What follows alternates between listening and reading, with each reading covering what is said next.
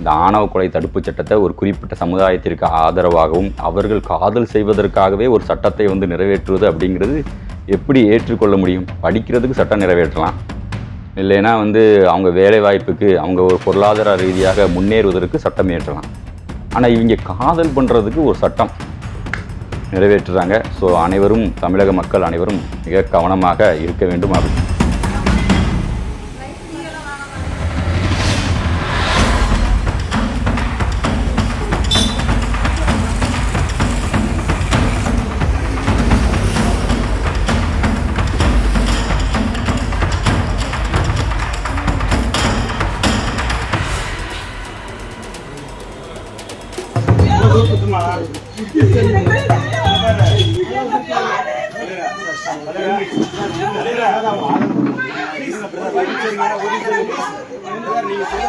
எங்களுக்கான வேலை செய்வோம். அவங்க பண்ணிட்டு போறாங்க, அவங்களுக்கான வேலை செய்வோம் சார். நீ இப்ப யாரும் எதுவுமே பண்ணல சார், தெரிஞ்சுக்க மாட்டேங்க. திவ்யா, இதெல்லாம் பரவாயில்லையா? பாருமா, இதெல்லாம் பரவாயில்லையா? நீ டச் பண்ணாம பேசுமா, வராம பேசு, வராம பேசு சார். கோஆபரேட் பண்ணுங்க சார்.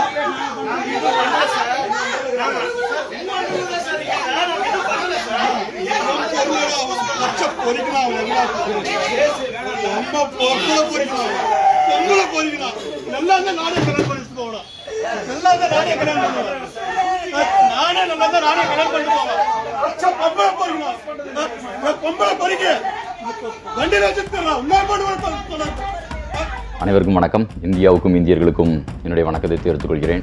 இன்றைய காணொளி மிக முக்கியமான காணொளி. ஆணவ கொலை தடுப்புச் சட்டத்தை வந்து உடனடியாக நிறைவேற்றுவோம் அப்படின்னு சொல்லிட்டு சமூக நீதித்துறை அமைச்சர் வன்னியரசு அவர்கள் வந்து பேசியிருக்காரு.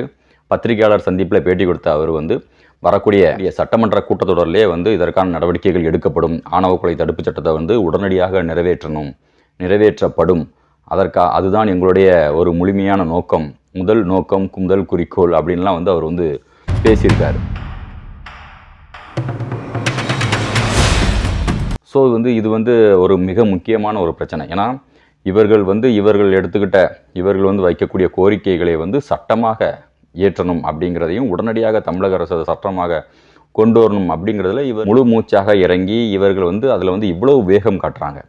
ஆனால் அதே நேரத்தில் மற்ற சமுதாயங்கள், பிற்படுத்தப்பட்ட சமுதாயங்கள், மிகவும் பிற்படுத்தப்பட்ட சமுதாயங்கள்லாம் எடுத்துக்கிட்டிங்கன்னா அவர்கள் வந்து இந்த பிசிஆர் சட்டத்தால் அதிகமாக பாதிப்படைகிறாங்க.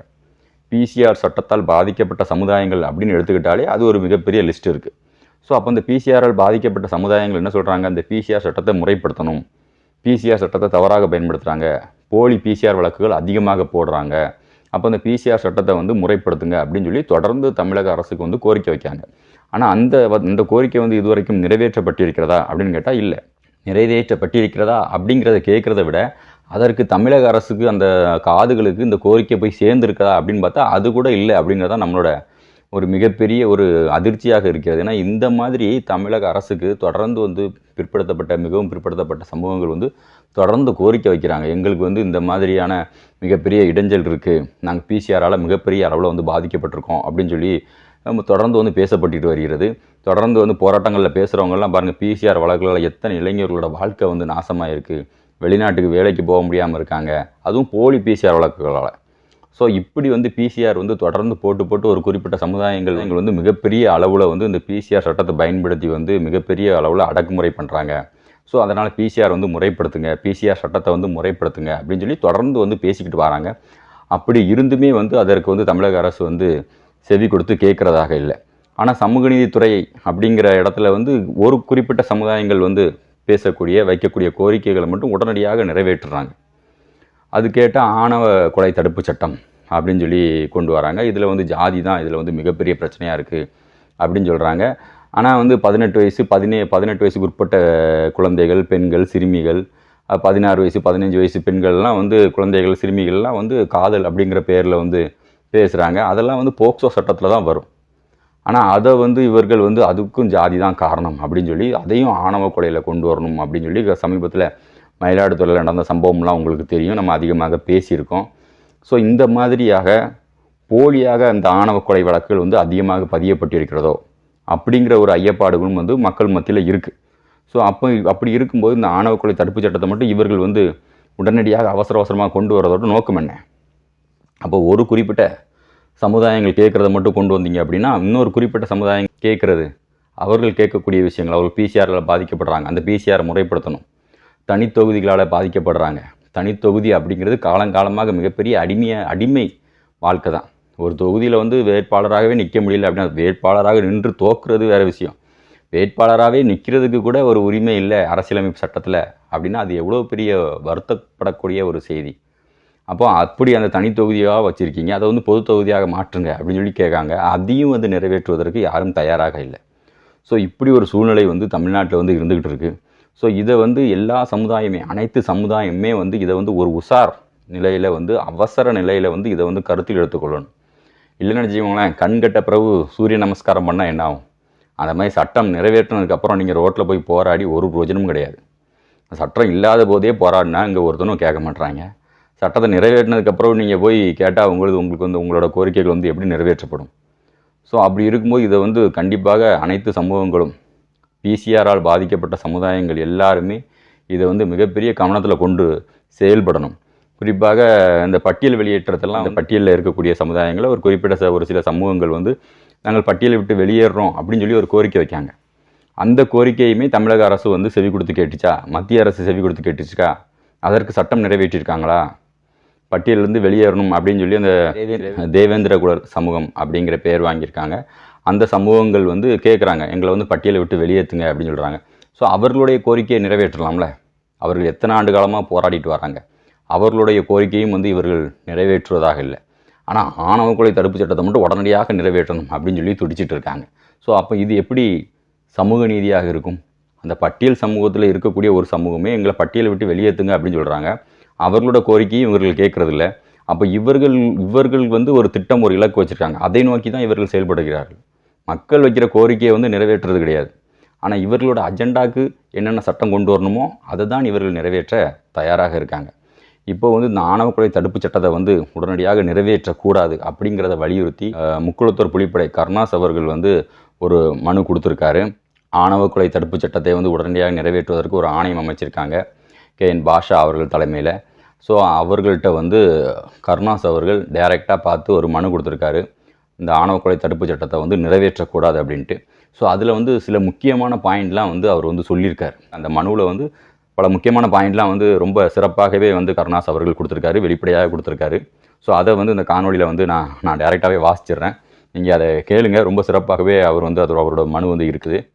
அதாவது அவர் என்ன சொல்லியிருக்கார் அப்படின்னா, தென் மாவட்டங்களில் மிகவும் பிற்படுத்தப்பட்ட சமுதாயத்தினர் தங்கள் பொருளாதார சூழ்நிலை காரணமாகவும் தங்களுடைய கடந்த காலத்தில் கல்வி கற்க முடியாத சூழ்நிலையிலிருந்து பின்பு தாங்கள் பெற்ற கஷ்ட நஷ்டங்களை தங்களுடைய பிள்ளைகள் படக்கூடாது என்ற உயரிய சிந்தனையில் கடன்கள் பெற்றும் நகைகளை அடகு வைத்தும் பல இடங்களில் அவமானங்களை சந்தித்தும் பல தியாக வாழ்க்கையில் ஈடுபட்டும் குறிப்பாக தங்கள் பிள்ளைகளை ஒரு அரசு வேலைக்கு வந்துவிட வேண்டும் என பள்ளி கல்லூரிகளுக்கு அனுப்பி கனவில் அனுப்பி வைக்கிறார்கள்.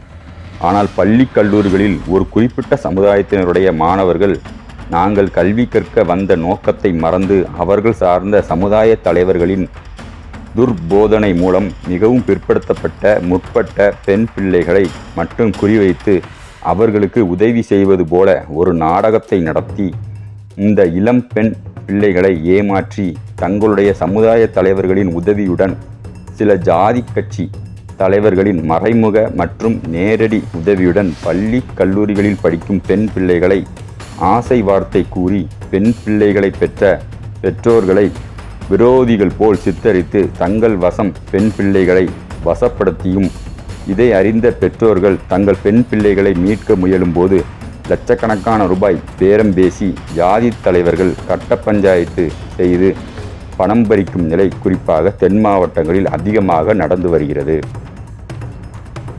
மேலும் ஒரு குறிப்பிட்ட சமுதாயத்தினர் பெண் பிள்ளைகளை ஆசை வார்த்தை கூறி அழைத்து சென்று பெற்றோர் சம்மதம் இல்லாமல் மைனர் பெண் பிள்ளைகளை திருமணம் செய்து ஒரு வாரம் காலம் அவர்களை இல்லற வாழ்க்கையில் ஈடுபடுத்தி பின்பு பெற்றோர்களிடம் ஜாதி தலைவர்கள் பணம் பறிக்கும் நோக்கத்தில் செயல்பட்டும் அவர்களுடைய எண்ணம் நிறைவேறாத காரணத்தால் அந்த சமுதாயத்தினருடைய உறவினர்களின் எதிர்ப்பாலும் ஆசை வார்த்தை கூறி அழைத்து சென்ற பிற சமுதாய பெண் பிள்ளைகளை அடித்து துன்புறுத்தி விரட்டிவிட்டு பெண் பிள்ளைகளின் பெற்றோர்களுக்கு மிகுந்த கஷ்டங்களையும் மனரீதியான காயங்களையும் உருவாக்கி வருகின்றனர்.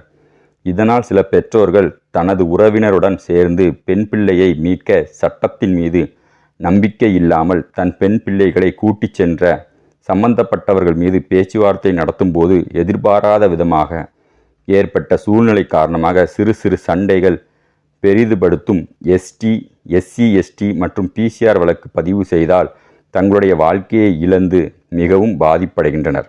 ஆனால் பெண் பிள்ளைகளை இழந்து வாடும் பெற்றோர்களுக்கு எந்தவித சட்ட பாதுகாப்பும் இல்லாத நிலையில் பெற்றோர் சம்மதம் இல்லாமலும் ஆசை வார்த்தை கூறி ஏமாற்றி அழைத்து செல்லும் போது ஒரு குறிப்பிட்ட சமுதாயத்தினருக்கு மட்டும் சட்ட பாதுகாப்பு வழங்குவது அநீதி ஆகும்.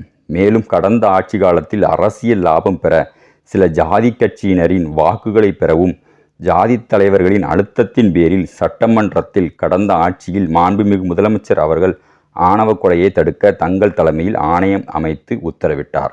ஸோ இப்படி மிக தெளிவாக இவர்கள் செய்கிற நாடக காதல் இதையெல்லாம் மிக தெளிவாக அந்த மனுவில் கருணாஸ் அவர்கள் முக்குளத்தூர் புலிப்படை சார்பாக மனுவாக கொடுத்து இந்த ஆணவ கொலை தடுப்பு சட்டத்தை நிறைவேற்றக்கூடாது அப்படின்னு சொல்லி கொடுத்துருக்காரு. நேரடியாகவே போய் கொடுத்துருக்காரு.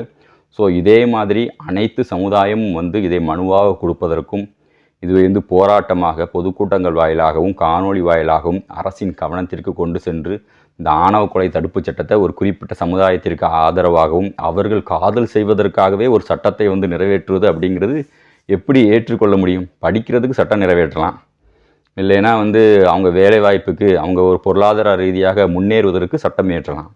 ஆனால் இவங்க காதல் பண்ணுறதுக்கு ஒரு சட்டம் நிறைவேற்றுறாங்க. ஸோ அனைவரும் தமிழக மக்கள் அனைவரும் மிக கவனமாக இருக்க வேண்டும் அப்படிங்கிறத இந்த காணொலி வாயிலாக கேட்டுக்கிறேன். நன்றி. மீண்டும் ஒரு காணொலி நான் உங்களை சந்திக்கிறேன். நான் சந்தன பாண்டியன். ஜெய் ஹிந்த்.